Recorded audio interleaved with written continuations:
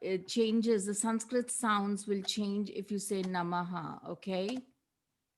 It has to be Namaha because there is kind of, yeah, Namaha. So is that okay?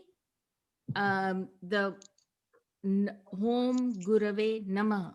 So the Namaha is clipped. It's like you stop short of it, okay? Is that understood by everyone? Because I heard somebody saying Namaha and it really changes the ethos of the whole thing. Yeah. Okay. So today we are going to be doing a couple of things. I'm going to what we are going to do is not just cover the fourth house and the fifth house, but we are also going to look at the sun's entry into the sign of Capricorn and a little bit of astronomy, a little bit, only because then you will understand the nuances, fundamental nuances between the sidereal zodiac and the tropical zodiac. Okay. Is everybody okay with that? Yeah. Okay, lovely. So, hang on. Is it recording? Sorry. Yeah, okay. Okay. So now, I have been mentioning about Varamira quite a lot, okay?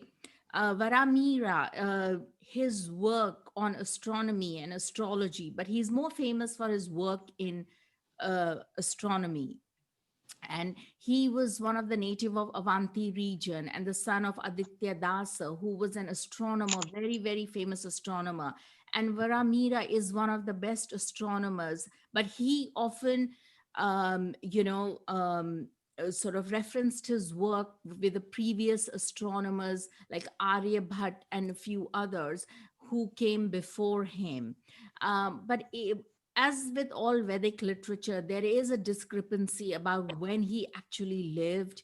And, some say that he was one of the 12 gems in the court of Vikramarka. Um, Hi, sorry guys. Can you please mute yourselves? Yeah. Uh, okay, thank you. So he did live in one of the, oops, it's moved. Yeah, one of the times of Vikramarka, which is the era. The Vikrama era comes from from the court of Vikramarka. Now, it was supposed to be 56 BC, whereas Varamira is considered to have flourished somewhere around the 6th century after Christ, so AD. So it's kind of like, the dates are all over the place, but who knows? I mean, even in the biblical, sort of times, there are references of Noah's Ark and Noah and all of them sort of living for about 100, 500,000 years. So there is a kind of like a 500-year kind of like here and there going on. But we have to work with, because his monumental work of Brihat Jataka, Brihat Samhita, which is predominantly to do with astronomy and this movement of the planets, are monumental. His work on solar eclipses and all the eclipses and all that is pretty amazing. So we have to, and I'm bringing him in because there was a lot of his stuff, are still using it exhaustively, so you have to be aware of it. And by all means, get hold of the book Brihad Jataka, because that's an astrological text, so I would strongly encourage you guys to get it. It's a beautiful read. So, as I said, there is a lot of discrepancy between his timings and when he was born.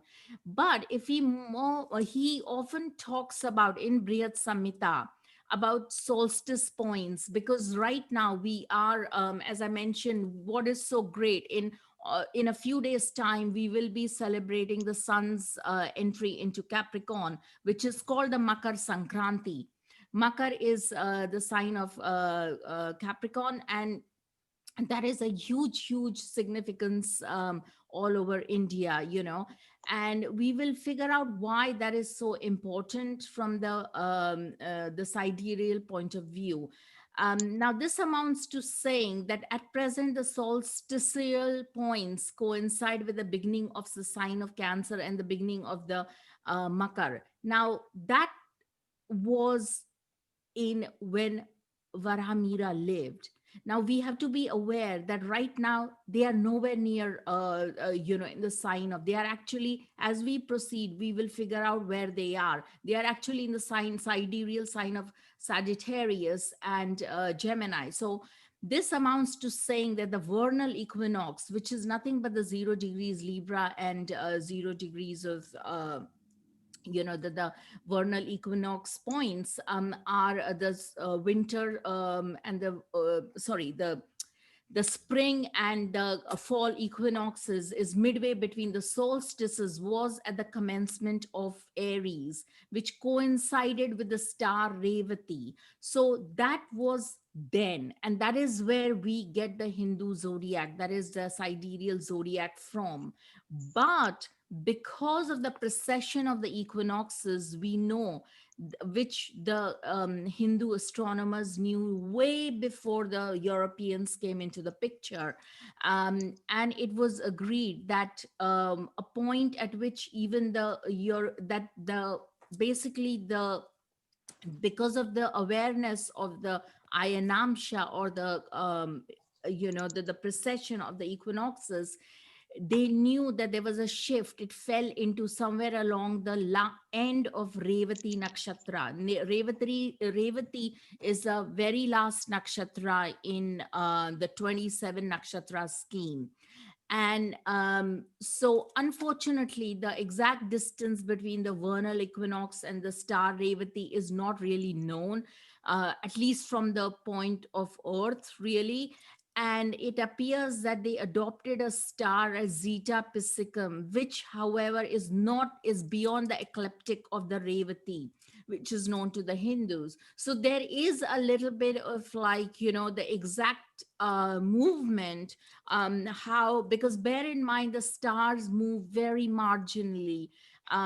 So they are kind of, it's said they are fixed stars, but really there is still a little bit of a movement of the stars as we are from Earth.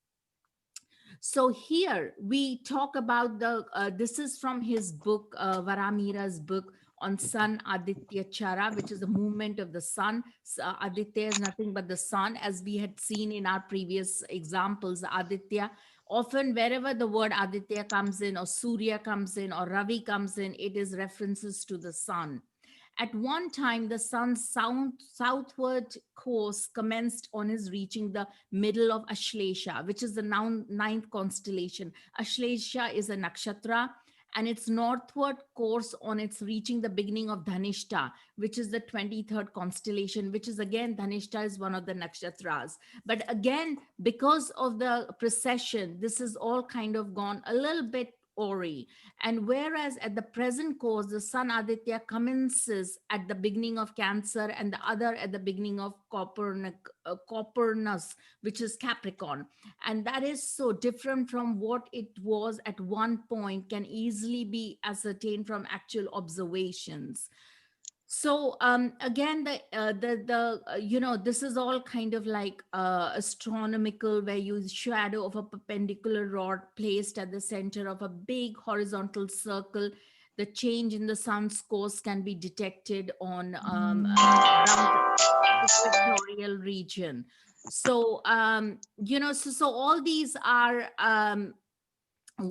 all driving to the point of that we are, our zodiac is completely mapped to the nakshatras. And it's quite fascinating because in Atharveda, this is a mistake here, but Atharveda Khanda 19 Shukta 7 often has references of from Garga Rishi, that is the sage Garga, of the nakshatras, and it describes a 28 nakshatra scheme which is identified from starting with Kritika.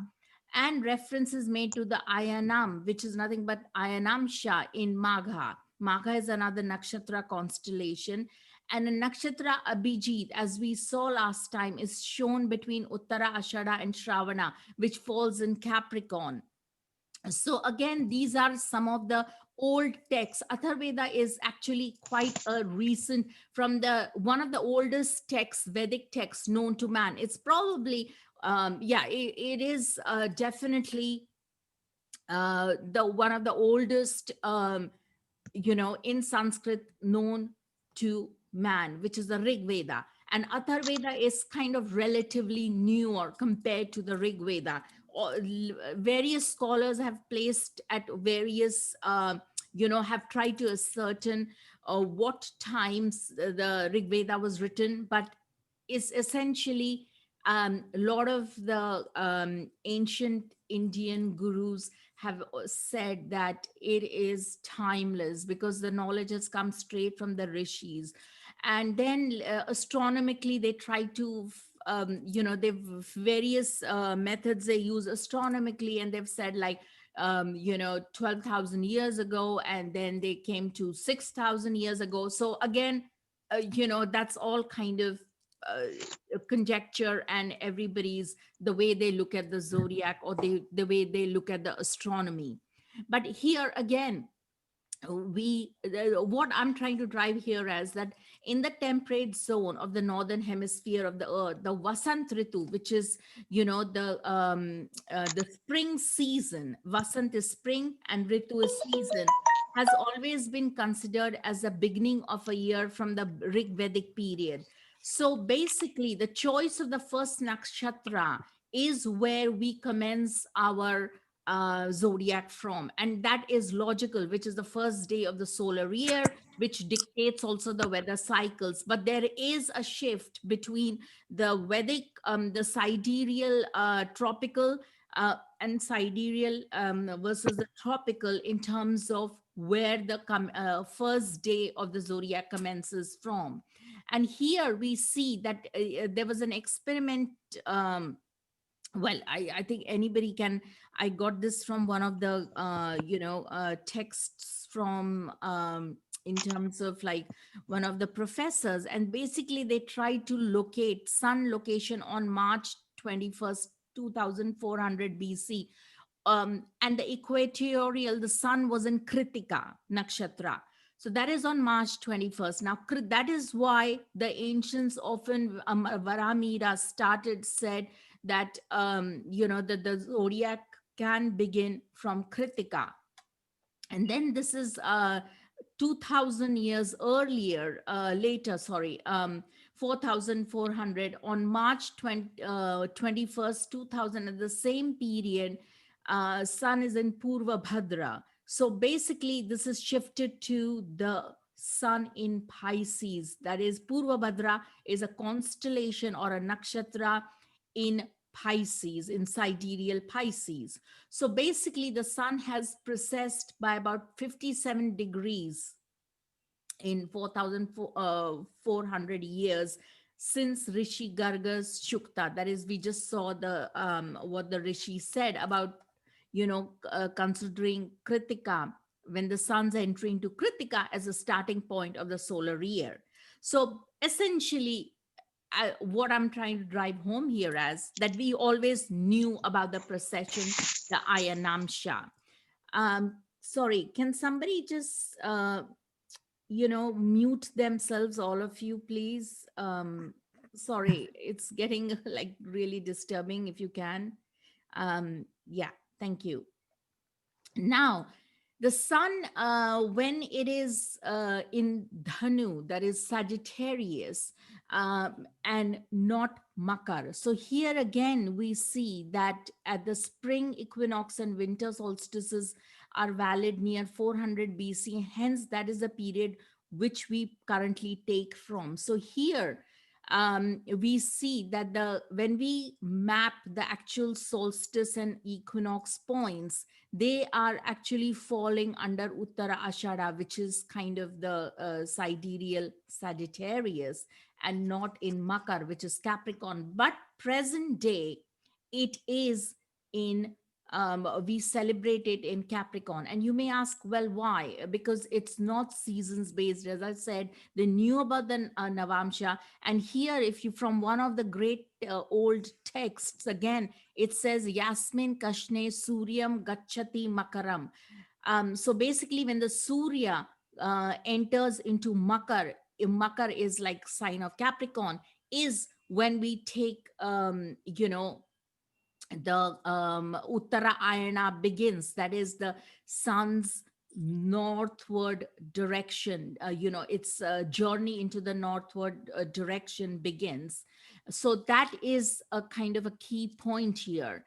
And basically, why are we so, kind of the year? Because in Vedic, we just did this last time, that the Surya or the sun rules the day, half a year, which is Ayana. And when we talk about the sun's entry into Capricorn versus Cancer, which is again, which is kind of Kelta, a little bit off key from the winter solstices and the summer solstice points, as we just saw that it is in sidereal Sagittarius versus Gemini. So we get basically the whole year, solar year, gets divided up into half a year. So half a year, which is ruled by the sun. um, and of course the seasons are ruled by Mercury, as we saw, and the fortnights are ruled by Shukra. So and the month is ruled by Brihaspati or Guru or Jupiter, that he's the overseer of that. Now, here, the sidereal day is when the Earth rotates 360 degrees around its axis with respect to the fixed stars. So, the sidereal day is approximately 23 hours, 56 minutes. Now, this is, if you see, it's a little bit different to the tropical, because here, in the tropical, because of the wobble of the earth, the tropical is sort of, a little bit different. It's exactly 24 hours versus the sidereal day, which is falling short by 4 minutes.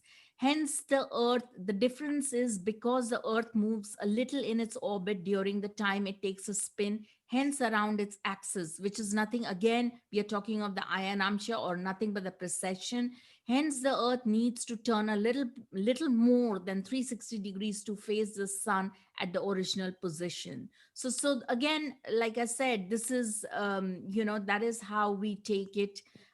Here you can see the imagery here, but you can kind of go through this, Google it. It's good to know the astronomy of it. And but moving from the astronomy, a little bit, I'm going to go about the differences in the sidereal year. A sidereal year is time taken by the earth to orbit the sun with respect to the stars, which is nothing but the nakshatras. Hence, it is also the time taken for sun to return to the same position with respect to the fixed stars after traversing once around the Rashi Chakra, that is the whole zodiac, which takes 365 days, 6 hours, and 9 minutes. So that is the sidereal year versus the tropical year, which is also known as a solar year. It takes to return to the same position in the cycle of the seasons, right? 21st March, it returns back to its that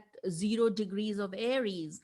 And that time from the vernal equinox to vernal equinox, the average tropical year is 365 days, 5 hours, and 48 minutes. So you see, they are not exactly equal, because again, it's because of the wobble, so there is a discrepancy. And this discrepancy is literally across the board. Even when we come to our lunar months, which is based on the solar year, it's a little bit different. Here we are interested in the 366 days here, the 12 solar months, which comprises of the 6 seasons, ritus as seasons, and 5 solar years becomes one yuga.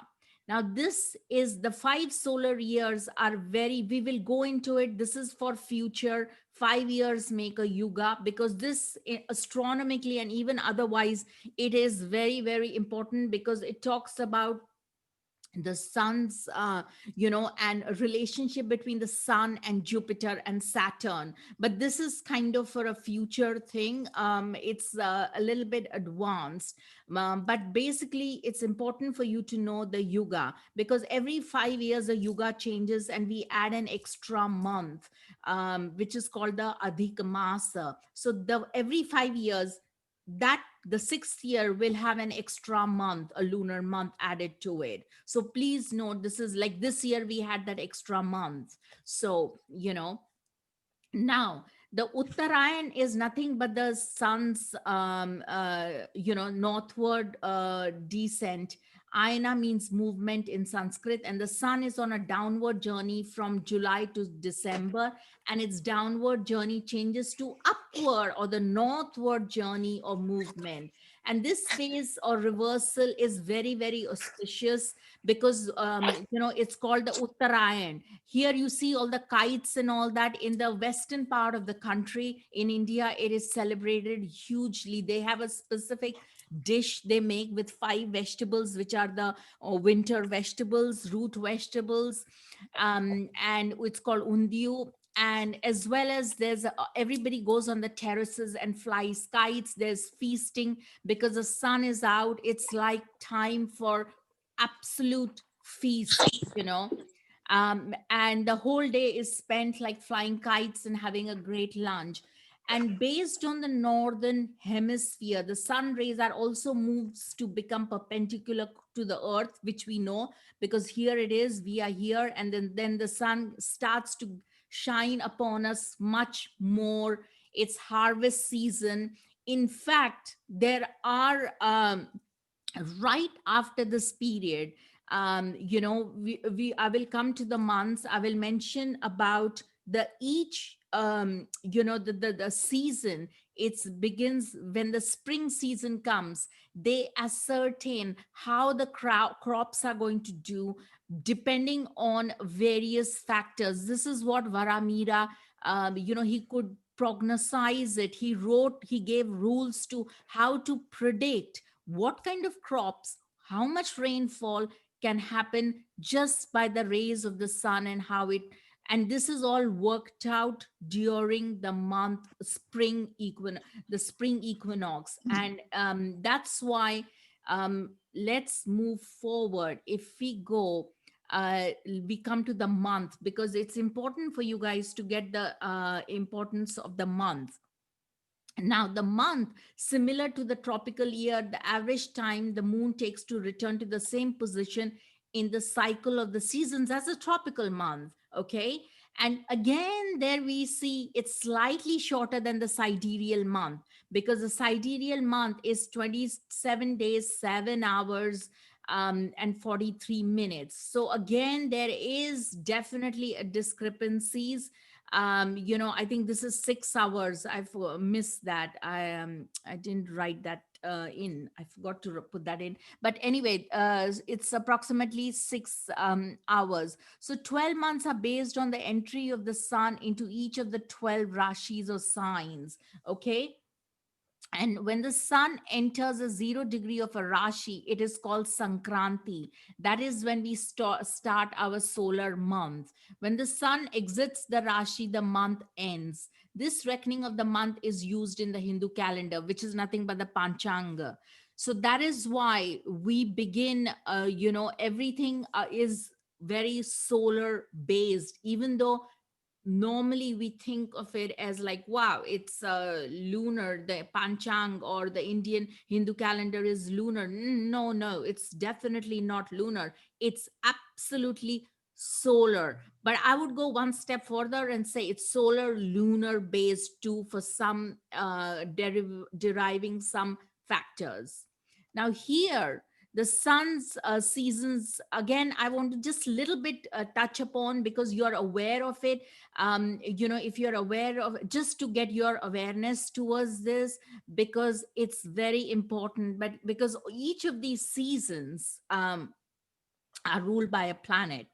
Now, usually when we do a prashna, and this will interest, I think Anthony, when we do a prashna, which is nothing but a horary, as well as when we elect a chart, let's say for marriage or something, if it's kind of, sun is in Pisces or sun is in Sagittarius, which is falls around here, I think. No, not November, March to May, which is sort of here, because every 2 months is,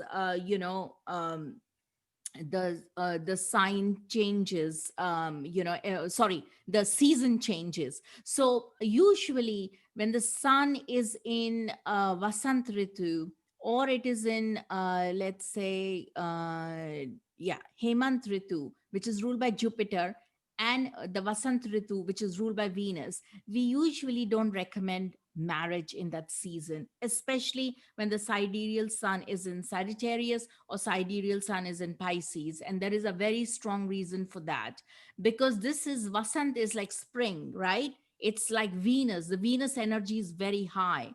It's like you want to kind of, mating season is on, the flowers are blooming, everything is beautiful and all that. So that is not an ideal time to get married when the sun is in Jupiter's sign, because you see, end of the day, just Venus is a guru, or a very strong in its own right, and so is Jupiter, a guru in its own right. But their energies are totally different. Even though Venus exalts in the sign of Jupiter, but their energies are diametrically opposite to each other. Venus is, you know is more kind of like into relationships, and is sort of into the fine things, good things and all that. Jupiter, on the other hand, is to do with knowledge. So when you get married, or you don't want the sun, because marriage is all about, having sort of, remember, marriage is the seventh house. It's all about, like, hey, Venus, you want the Venus to be strong, you want the Venus to be active, you want the Venus to be, but not overactive. In spring, which is ruled by Venus, Venus is gone ori, it's like mating, and it's like, all over the place. You don't even want that. You want the marriage to kind of be contained. It's like a, I'm not saying it's like a cylinder to be contained, but you want the marriage to be a little bit restrained for it to last long, for the love to remain. You don't want a Jupiter, too Jupiterian. When the sun goes in sidereal Jupiter, it becomes like highly, like, it's like a disciple and a student relationship. You don't want that either. So there is a big no. We never, when we are electing a marriage chart, we never recommend marrying during springtime or during Hemant Ritu, which is in December, January. So please note that. So that's important. Any questions so far? Hello? No? Okay. Okay. So this is one of the masa, the month, one of the sutras of, or the verses for the month. Yes? Hello? Okay, so now I'm going to also introduce you how our months are classified. Chaitra is nothing but when the full moon happens in Chitra Nakshatra.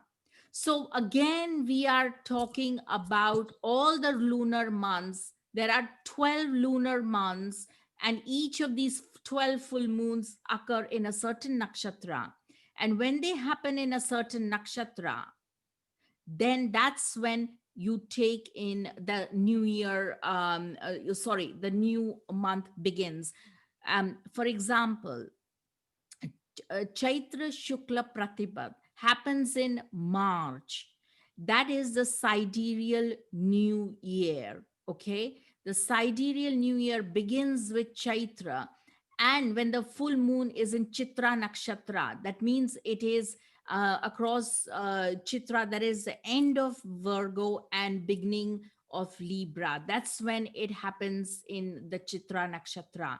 So again, we are talking of the vernal points here. So this is very important for you guys to follow, that this is spring season.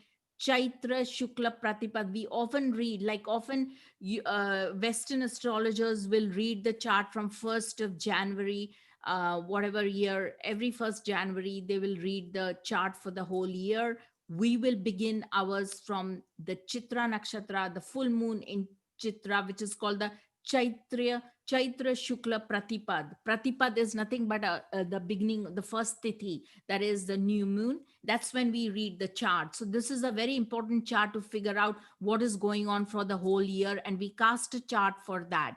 So hence, this is the beginning point, and so on and so forth. And this is very important because each of these months, again, two of these fall under a certain month. So and they have great significances, and again, each of the there are mantras for a specific month. There are the each of the Vedas have a certain sort of resonances with each of these months, which I won't go into just yet. But it's very important for you guys to know that why certain months are called Chaitra, Vaishakha, Jyeshtha. These are the Vedic names, and it's good if you know them because they will strengthen your nakshatra, knowledge of nakshatras, and all the knowledge of all the Jyotish. Everything comes from the nakshatras. I think we would have all gathered by that by now.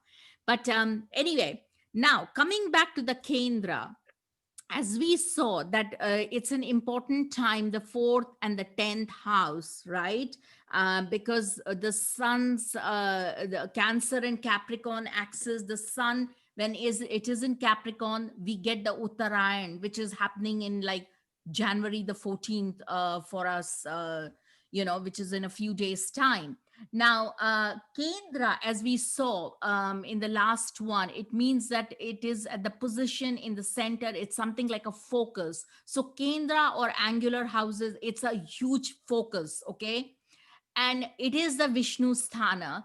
So I've colored it here in orange. So the light is very strong here. And we saw that Pakalagna is nothing but where the Lord of the Ascendant goes. Whichever house it goes, that becomes the Pakalagna. Pakalagna means where our energies are going, where we are going to be digesting, boiling, cooking. It's like strong Agni. This Agni, I've put the symbolism of fire here. So that is a strong Agni. I'm going to keep repeating this until you get it, because this is like the absolute bare bones. And the trine houses, which is in the pink, are the Lakshmi sthana. So Vishnu and Lakshmi are the both are the they both are they maintain the whole of the universe here. Lakshmi is our fortune, all our wealth, everything in the material well-being is ruled by Lakshmi, and Vishnu is everything to do with our material well-being. So again, Vishnu sthana is the Kendra, that is the angular houses, and the Lakshmi is 159, predominantly 5 and 9.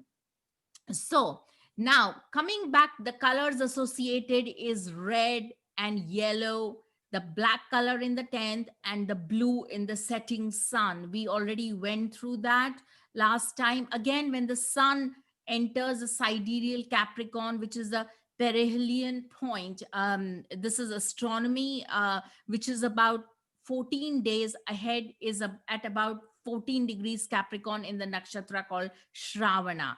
So that's the winter solstice. It is not exactly equating, as we just saw earlier, the exact winter solstice, for because of the ayanamsha or the wobble, actually falls in the sidereal Sagittarius. But here, the winter solstice is what we take in Capricorn. That is our winter solstice points.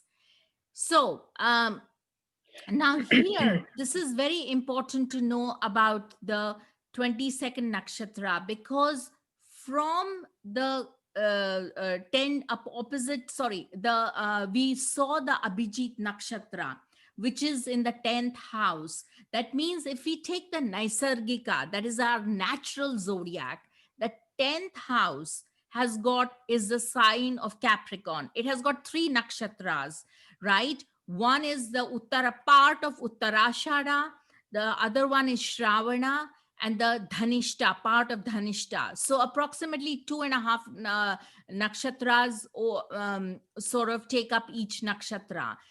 Sorry, take up each zodiac sign. So the 10th house is Capricorn. Here, the highest one is Abhijit, which was dropped from the entire zodiac. Remember, I gave you the reasons why it was dropped. Um, so the Abhijit nakshatra is a very auspicious nakshatra, and it is in the opposite point to 10 degrees of Cancer, which is hellish, which is the lies in the sign of Cancer, which is the opposite to the Abhijit nakshatra. The If you have planets at 10 degrees sidereal Capricorn, that means it is actually in Abhijit Nakshatra. It is the undefeated one. It is highly auspicious. So from Ashwini, so that means if we begin our zodiac, then from Aries, 0 degrees, which is in Ashwini, we go to the 10th house, and the Abhijit Nakshatra is the Swarga, is the highest point, the culmination point. It is the 22nd Nakshatra, and it is the undefeated one, and it has a power to defeat and destroy everything. So it's a very, very strong nakshatra. Utter loss, annihilation, destruction, decay, death can happen, and only God alone can save us from these karmic fruits. So by all means, if you want to start something, start in the Abhijit Muhurta, or Abhijit hour of Abhijit, or in at when the sun is at 10 degrees Capricorn, or in midday. It's very, very strong. In fact, if you see the Indian Panchang or the Indian Almanac, we have a, a period of about 48 minutes, a Murta of Abhijit. It is called the Abhijit Murta. This is where it derives its significations from. So if you send an email, an important thing you want to do, then send it in the Abhijit Muhurta, which is happens every day approximately. You'll have to check the Panchang, and it's approximately, I think, 11:30 or 12 noon to 1 o'clock, 1 p.m. So you will get very good results. So that is a very, very important thing. Hence the significance of the 4th and the 10th, which we are going to come to again. I think this is a little, yeah, the Vishnu sthana. Why are they called Vishnu sthana? Why are the angular houses, the kendras, called the Vishnu sthana? Because Vishnu in Sanskrit means sarva vyapakesha, that is spreading everywhere, omnipresent, like the Akash Tattva. That means it is the Akash. Everything about it is very, very, very, it's the ether element. It's beyond the four elements. It's kind of like on the highest scale, the ether, the Akash, it pervades everywhere. And similarly, if you have planets in the Kendras or planets in the angular houses, they will not see which planetary period you're on, which um, what's the word, which transit you're going through, what dasha you're in. Nothing, none of that is seen, because they will literally pervade. They will give results anytime when they feel like. They are the controllers of your chart. So please note, if you have a planet in Kendra, if you have a planet in the first house, that is your Lagna, they will take away. They will be like running the show here, okay? Literally, they will be running the show. So you have to understand, this is a very, very basic concept, that they will be controlling, they will land up controlling, and they will have power over all the planets in all the other houses, okay?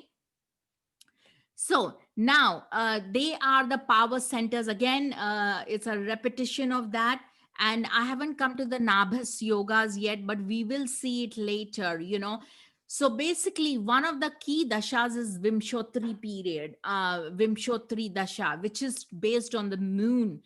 And even here, if you have planets in Kendras, it may deviate from the normal results expected from the Vimshotri period, planetary period, which we will learn in the coming few months, the Vimshotri Dasha. So now here is another important dictum here. And please note, it is by and large it's a general rule. It's not like there may be alterations in this, but I'm taking it as I'm saying it as a kind of a general thumb rule, and it's a very, very good one. Malefic planets in Kendras being weak indicates success. So, ideally, you want malefic planets in Kendra, that is in angular houses, to be weak, but you want the benefics like Swakshetra or exaltation or Mool Trikona or friendly sign are a blessings in the angular houses. Even retrograde benefics in Kendras is fantastic. Absolutely fantastic. If you have Jupiter retrograde in Virgo, or let's say if you have Jupiter retrograde in Gemini, it's far away. It's run away from its Mool Trikona or its, Swakshetra. It's ran off. A Jupiter in Virgo is far away from its own home. Swakshetra in Pisces, it's like run off, from his home. But if it is retrograde, it is, and it is angular, it is beautiful. Okay. So, versus, let's say, if you have Jupiter retrograde in Virgo, in the eighth house or the sixth house, then I would really, really, I have sympathy because that's going to be a little bit of tough going. Okay. Yes, Sharad, go on. Hello? Okay, so like I'm just curious because I have that particular placement. I have Jupiter in seventh house Virgo, so it's retrograde. So what does Okay. that exactly mean? Yeah, because that's fine, because there are many things, I mean, it's very good. You want a Jupiter to be angular, it's fantastic. Your wife will be very, very strong, very, and if it is retrograde, that means it will give the results of the first house, which is very positive. So, it's better for Jupiter if it is in the seven to be retrograde than Jupiter not retrograde in the seventh house, because later we will learn the strength of houses like Jupiter, no matter what it is. If it is in the first house in Lagna, it has got planetary strength, it has got Digbal. Digbal is planetary strength. You are blessed by a deity. Okay. So no matter what, so when Jupiter is in the seventh house, it's in zero strength, but yet it's angular, so it's still positive. It's still better than 12th or second or eighth or wherever, right? But because it's retrograde, it will give you results as if kind of apparently as if it's like in Lagna. Okay. It's actually in Parivartana with Mercury. Okay. There Okay. is the I Mercury think and we will Venus conjunction. come back Yeah, for this. yeah. Yeah. Thank you. We can do yeah later. Yeah. Thank you. Okay, so planets in Kendra. Now, next time I'm going to do charts of the US, which I kind of didn't have time to get the chart of US, because it's sidereally, and this is very interesting with what is happening, because I'm definitely going to come back for this, because United States, think about it, has got Sagittarius Lagna, and that's the 4th of July chart. Sagittarius Lagna and four Sun in Gemini, and there are 5 planets in Gemini. It's very, very, very strong Kendra. My God, I mean, barring two planets, I think it's the moon in Aquarius in the third house. It's like, and one other planet, I think it's Saturn, or I forget which one, but everything is in Kendra. That is a very strong Vishnu sthan. That means in the US, everybody's like all about, hey, seventh house, money, markets, tell us how we can, it's like very, very strong. And because it's in the seventh house, it's like first house, seventh house, it's always an axis. Remember what I said? One sec. Remember what I said here. Red sun, planets in Lagna, red sun. Planets setting sun, same as US has got sun in the seventh house in Gemini, it is setting. That means red and blue. Blue sun, red sun.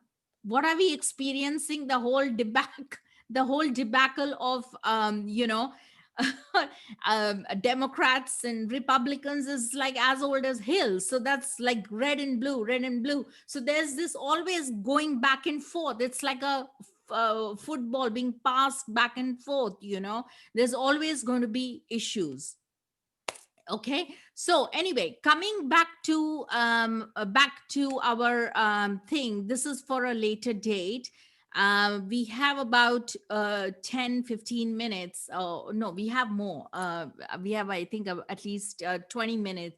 Okay, so fourth house, this is the Matri Bhava. It's also called the Bandhu Bhava. um, its moon or Chandra is the Karaka or the significator, and the other Karaka is Mercury. And I would add, but Mercury, please note, is a secondary significator. I would not take it as a primary one. Okay. It is definitely, moon is definitely the primary Karaka or a significator of the fourth house. A Matri in Sanskrit means mother. So it represents Vahava na yatha bandhascha. That is all the bandhu, that is relatives. Vahana is vehicles, traveling comforts. Matru saukhya yadi kanyapi. That is Saukhya Adi is like all to do with happiness, affections, growing up early, all the protection that we get from being, young, or our happiness, source of happiness is coming from the fourth house. So so these are all the domain of the fourth house. This is what we will examine for the fourth house. In horary, if we want to talk about, let's say, if the mother is unwell, how she will survive, we will look at the moon. And if the Lagna lord, the lord of the ascendant, has some kind of aspect to the moon, or Saturn, who's the longevity and disease buster, then the mother will probably live. So we have to see, that's how we read with the karakas, we work with the karakas. So, and the other signification is of for we read for from the fourth houses is perfumes, luxuries, comforts, nidhi, treasury, storehouse, hoarding, granary, kshetra, property, land, region, place, country. Everything to do with property, real estate, our homes, our, even like if we own commercial buildings or our office buildings, that also will come under the fourth house. Okay. So those are under the domain of that. Graha, house building, building up, built up places, they are all under this, the fourth house of Matri Bhava. So this is a very, very, very strong house. And it is the second Kendra.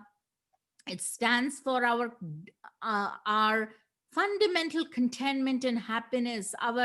It's the first house for moksha, the water house. So there are three moksha trines, okay, or rather three houses which are in trines to each other, and they are called the moksha houses. That is the fourth, eighth, and the 12th.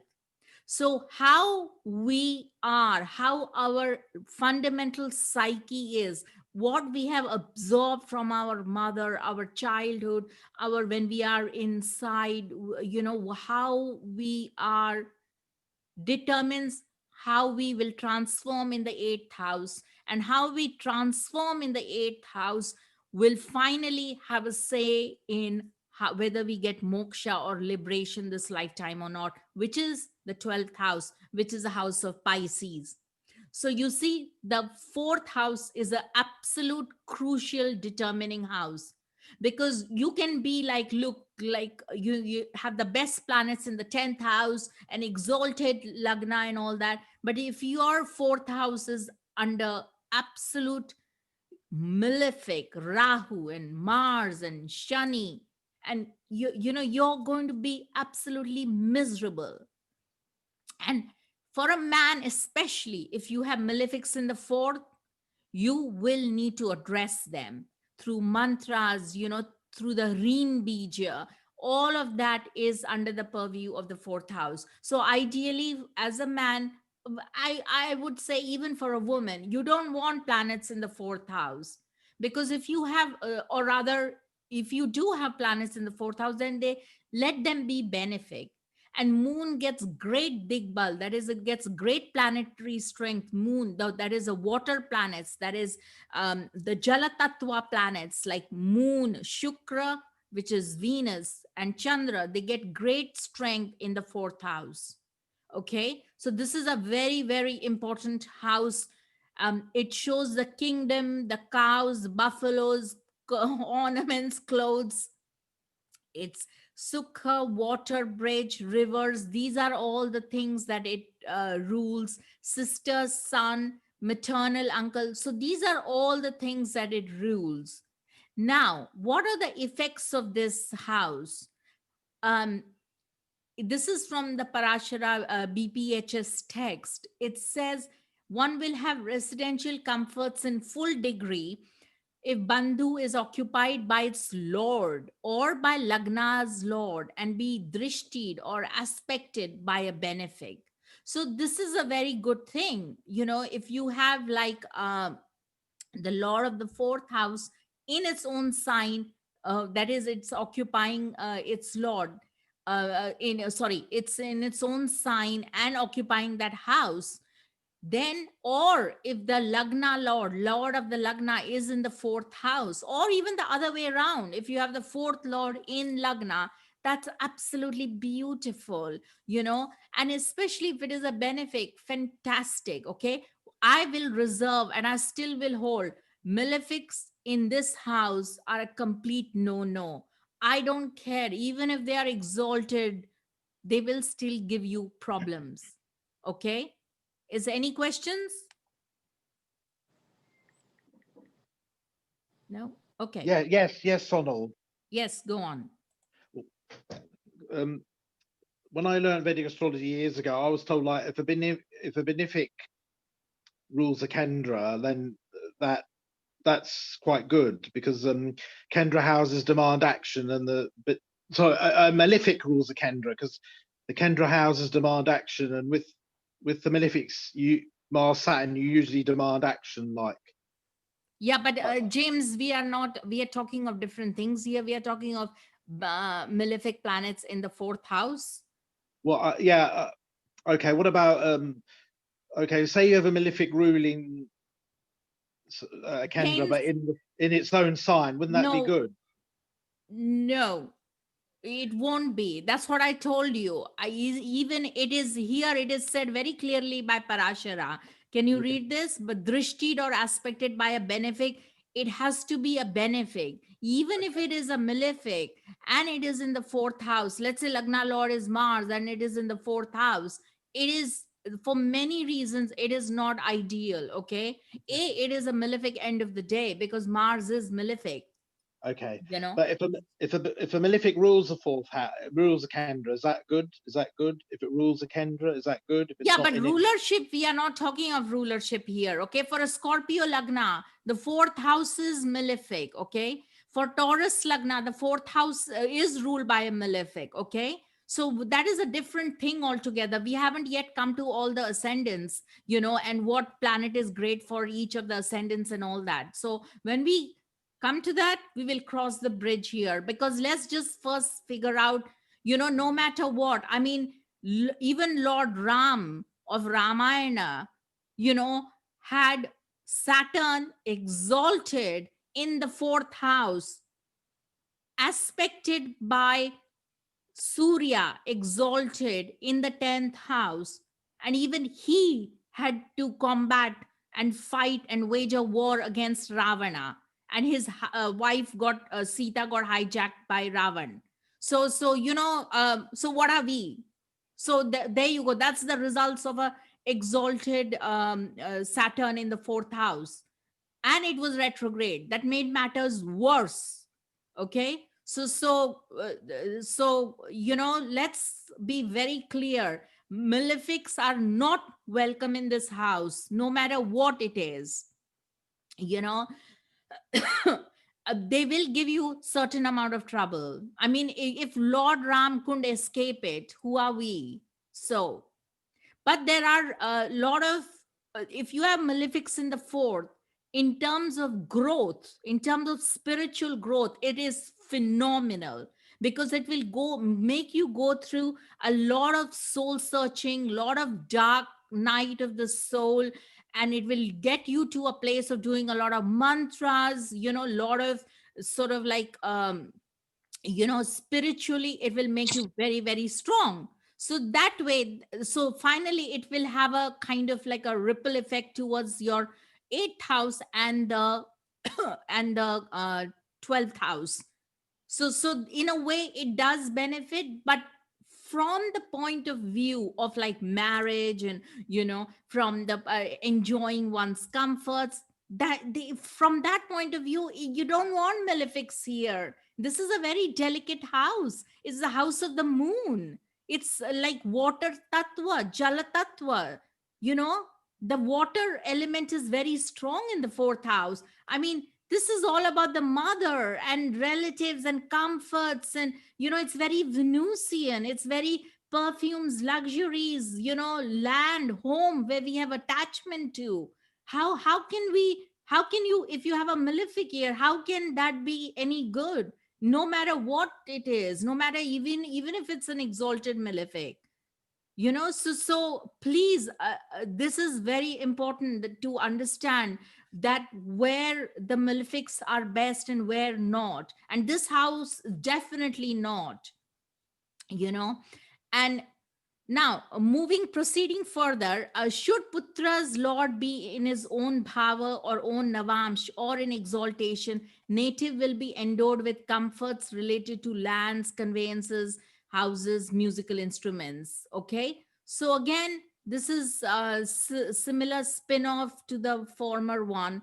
Then we come to, if the karm, that is the 10th lord, joins the fourth house in an angle or a trine, the native will acquire beautiful mansions. Again, we will see examples of that.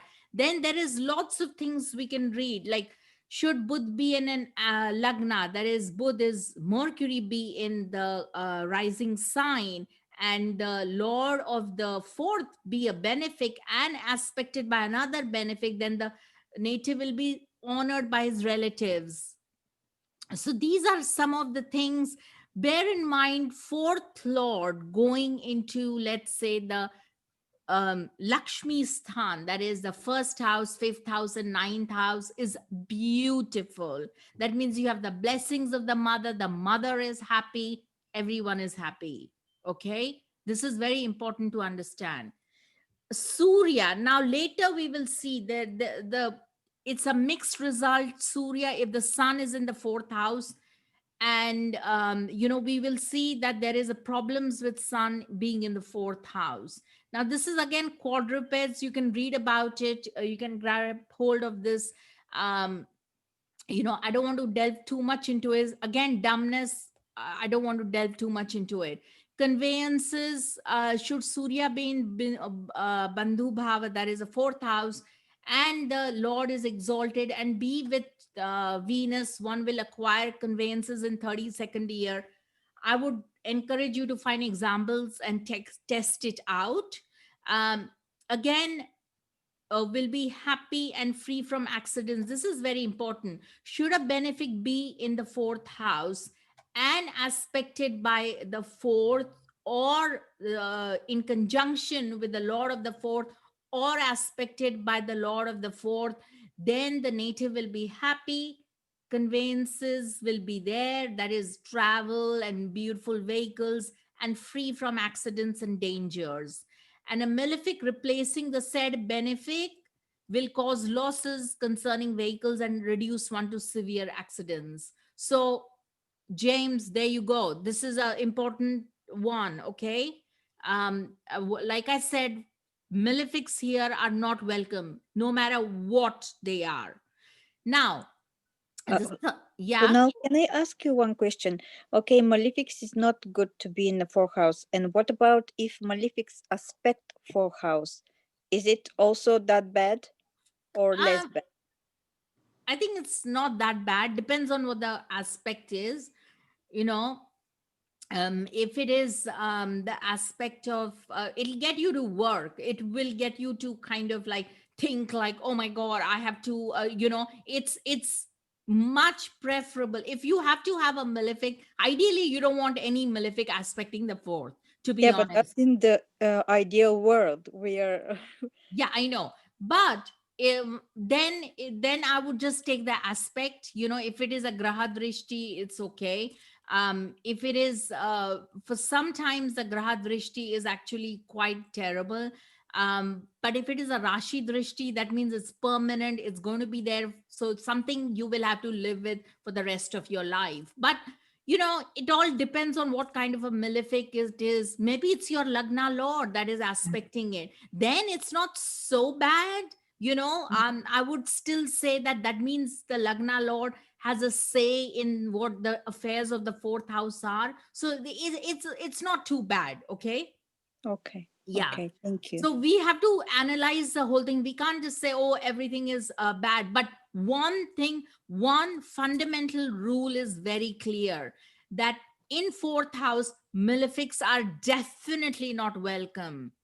Absolutely. Even if the Lagna Lord is there and it is exalted and it is a malefic by and large, even then it will give you a little bit of problems. Okay. You have to accept that and move from there. Yeah. Yeah, okay, Okay. thanks. So now here we see a special case of sun in fourth and fifth house. So if sun is in the fourth house, native will be benefit of happiness, comfort, relation, lands, friends, and house. He will be in government service and will squander away his ancestral property. This is from Paladipika.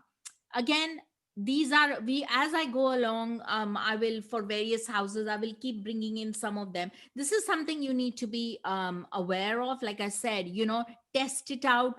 Don't just take the dictums for on face value. It's always best. But I have to say that sun in the fourth house does not give good results, because the sun is in, as we will come, it's in the opposite sign to the planetary strength, because sun is in the greatest planetary strength in the 10th house. When the sun is in the fifth house from Lagna, the person concerned will be short tempered, will be deprived of happiness, wealth, and children. He will be intelligent and wander in forest regions. So, this is not too bad for the signification of the fifth house. Well, happiness, wealth, and children. Well, it is a little bit difficult, but bear in mind that again, it gives you a lot of intelligence if sun is in the fifth house. But I guess the sun wherever, whichever house it goes, it burns that house, so that can be a problem. Okay, so let's look at a few charts. Napoleon Bonaparte. Okay, everybody familiar with his chart, or rather familiar with him rather? Yep. Yeah. Yeah. Yes. Now, if you see, I mean, he was a bit of a tyrant here, wasn't he? But if you see, what lagna is he? Can somebody tell me? Libra. Okay, Libra. fabulous. So Libra Lagna, and the Venus is, his Lagna Lord is in, 9th house, yeah, Gemini. good. Yeah, Gemini. Now, that's very positive. And where's his moon? 4th house, Capricorn. Yes. And the Lord of the fourth house is, Saturn. Saturn. and where is the Lord gone of the fourth house? 10th house, Yes, Cancer. absolutely, the 10th house. So can you see a parivartana there? Yeah. Yeah. So can you see the problems that the Saturn has created? Plus, tell me the drishti, that what all malefic drishti it is having. That fourth house.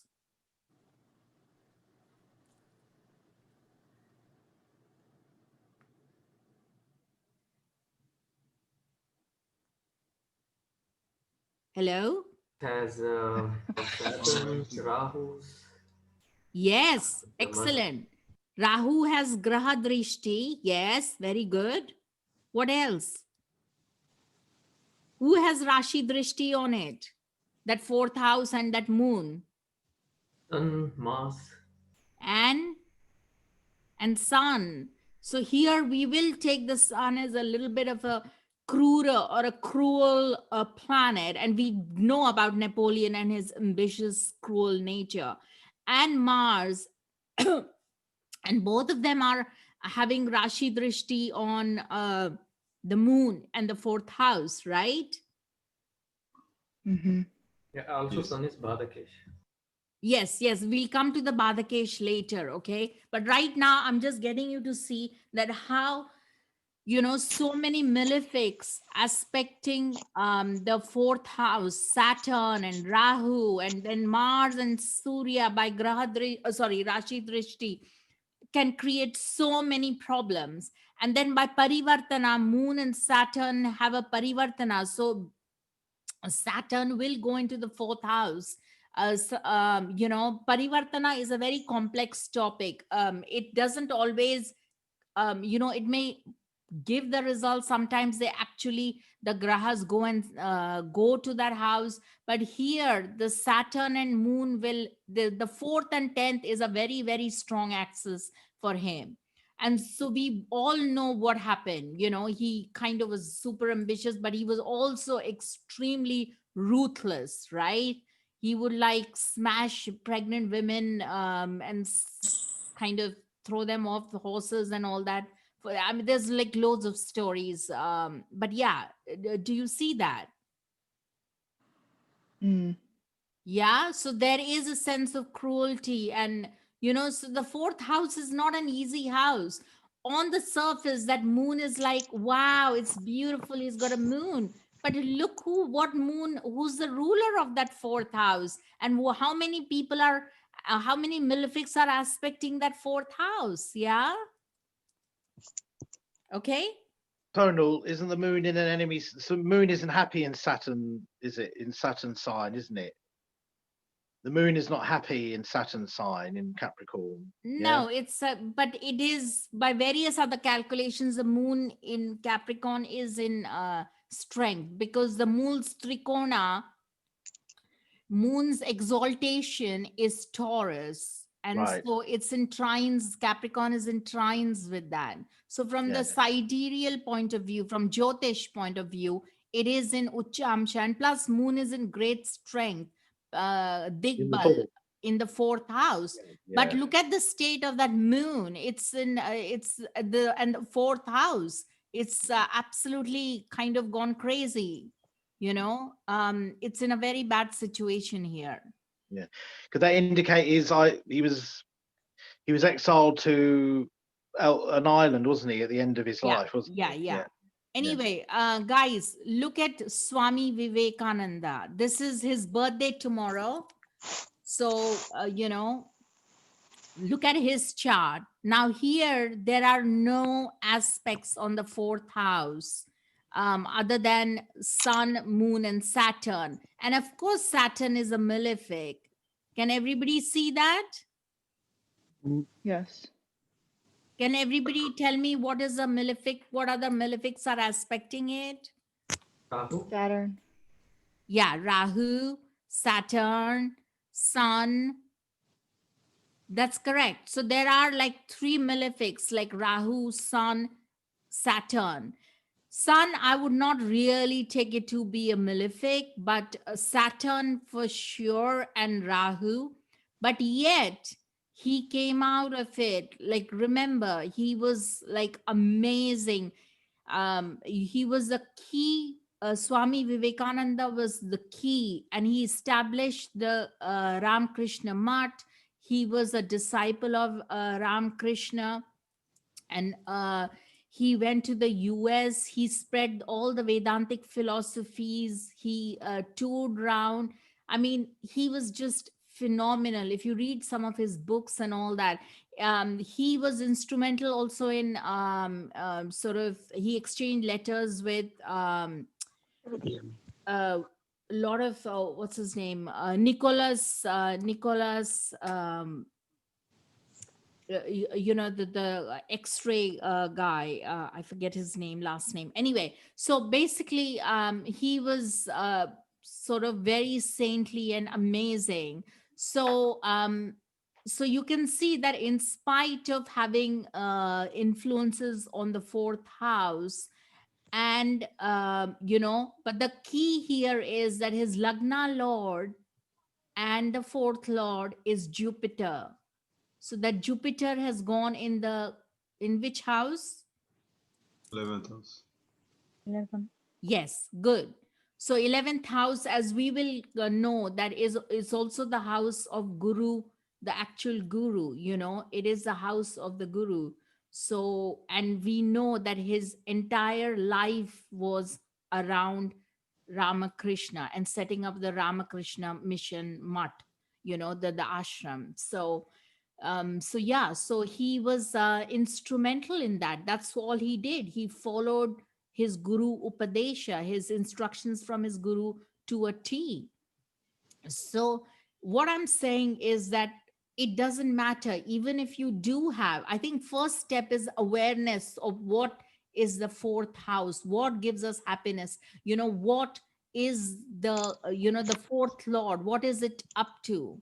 And so, and that's when we begin to kind of figure out, because if you are fundamentally, you have to be at peace and be at happiness. And I'm not talking about just comforts and things like that, you know, I'm talking of on a fundamental level. So if you have a lot of malefics aspecting the fourth, you have to go that extra mile in your soul searching journey, you know, that spiritual journey, so that you land up in the 12th house of moksha through all the trials and tribulations. Okay, now let's do the fifth house and then we will end in a few minutes. Is everybody okay with that? Yes. Okay. Yep. So now the main thing here is the fifth house. Here you can see is the house of devotion. Okay.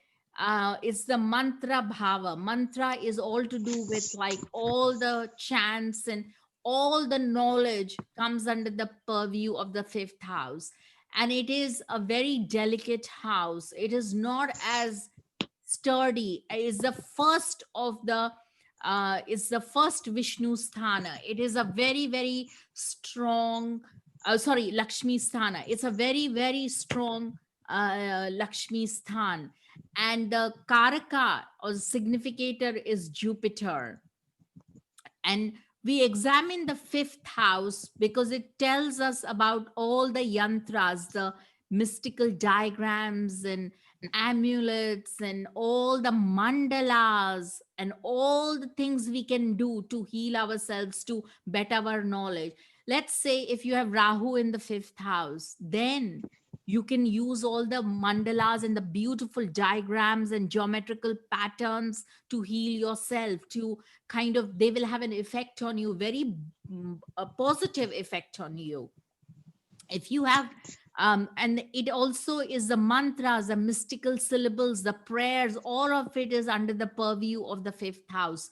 Vidya, all kinds of spiritual knowledge, all kinds of apara vidya, practical, mundane, you know, scientific, all of that is going to come under the purview of the fifth house. But this knowledge of the fifth house is very different to the fourth house knowledge. Fourth house is very formative years, knowledge of formative years, what you learn in kindergarten and, first few years of your life, where your mother is your predominant teacher. But here, you've kind of gone into a proper, schooling, and, you're kind of, there's also awakening of spiritual awakening in this house. So this is a very, very strong spiritual knowledge, house of spiritual knowledge.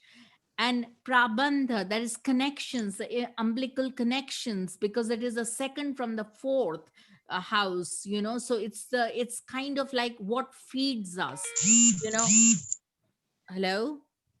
um and then it is also the house of children and creativity. It's the house of Rajya, the kingdom, authority we have over everyone, you know um it is a very strong house for power and authority. It is all the word Raj Yoga comes from this house, the Raj Yoga. And it is also about falling down corruption. If you have too many malefics here, you are prone to just like, destroying and annihilating everything, because like I said, it's a very delicate house, and it is about seeing and beholding. So it is about love, children, devotion. Now, this is the key house. Please note, this is an instrumental house for your passion. And I'm not talking of passion as in works of passion. I'm talking of what if nobody paid you anything? And, would you still do what you want to do? That is the question we ask in the fifth house. Would you still do Jyotish if nobody paid you, nothing happened? Would you still go to the lengths to do it? And if the answer is yes, then that means you have a very strong connection. That's the fifth house connection. The fifth lord is a very, very auspicious lord. It will solve a lot of your problems from past life karmas. It will get rid of a lot of the problems. And how do I say that?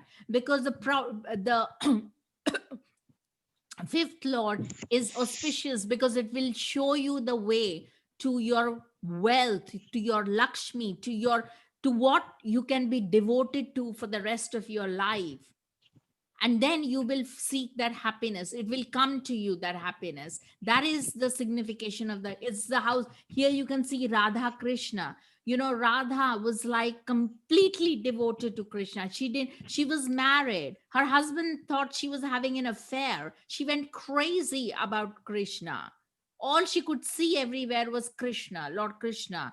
So that devotion that you have for things, for your children, unconditional love, but often it is to do with, it needs to go in the direction of knowledge and something concrete. And that is why it is a very, very strongly related to all things Jupiterian, everything to do with knowledge, and very strong in Akash Tattva. So that is the signification of the fifth house. And through mantra and chants, you can actually heal a lot of, the fifth lord can heal a lot of your problems. Absolutely. And it is the ninth from the ninth. So it's very different to the ninth house, because the ninth house is like organized religion. Yeah. It's organized dharma. But the fifth house is totally different. The fifth house is your inherent love for what you love doing on a spiritual level. What is your passion? What is your devotion? Whom are you devoted to? Does that make sense, everyone? Yes. Yes. Okay, we will come back to the effects of it next time, but let's just do a chart. Look at this Raphael. Everybody knows about Raphael? Yep. Artist, the painter. Yeah. Yeah, and the School of Athens, that's his, Mm.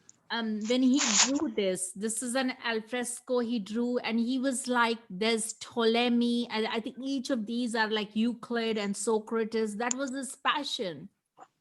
I think Raphael lived for like 32 years or so. Yeah. if that. And basically he was just like, this is what I'm going to do. And he was literally like bound by the Vatican to make these frescoes, but he didn't care because there was a certain love and devotion and passion with associated with it. This is his chart. If you see, what's his lagna? Scorpio. Scorpio. What does he have in the fifth house? Moon, and Venus. Yes, and it's aspected, Exalted Venus. and it's aspected by, Jupiter. Jupiter. yes. So do you see what it's, so there is no malefic drishti from anyone here. Can you see that? Mm. Can you see everyone? No malefic drishti. It's a clean house. He was singing through his art. That was his devotion. Mm. That's all he wanted to do. Time is a vindictive bandit to steal the beauty of our former selves. We are left with sagging, rippled flesh and burning gums with empty sockets. Well, you know, he essentially he wanted to just create beauty. That was his passion. He was devoted to that art form. Moon, Venus, Jupiter, retrograde Jupiter. So it comes in, behaves as if it's in it's in the fifth house. So Moon Jupiter is a beautiful yoga. Moon, Venus, Jupiter, all angular, absolutely phenomenal. That fifth house is so powerful. And this is what it means. I mean, this is a kind of dedication. He didn't care for anything. I don't think he cared for marriage, wife, all that, money. Who cares? Forget it. Not interested. This is what he was interested in, the fifth house. Can you see that, everyone? Mm-hmm. Yeah. Yeah. But what So- about the rest? Sorry. What about the rest? The Vakragraha retrogression, that is Shukra and Jupiter. Yeah, that's what I said. That Jupiter will give the results of the fifth house, and Jupiter will and Venus will give, even though exalted, but it will behave as if it is in the 11th house. And the thing is, Venus in Virgo,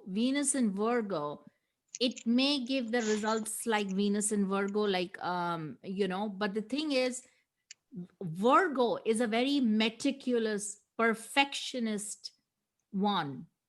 So Venus in Virgo will be like, look at his artwork.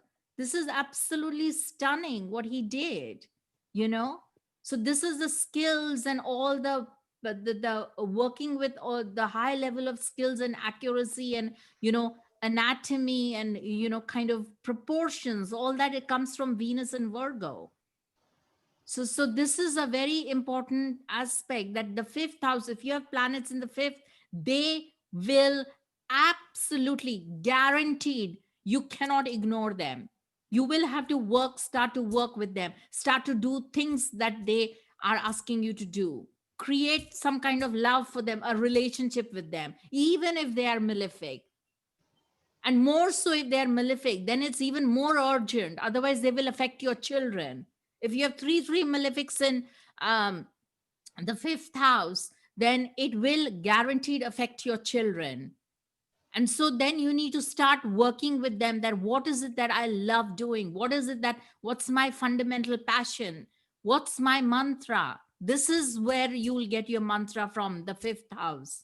What's my core mantra? What floats your boat? Is everybody okay with that? Yeah. Okay, so we need to end now. Bear in mind that, like I said, £5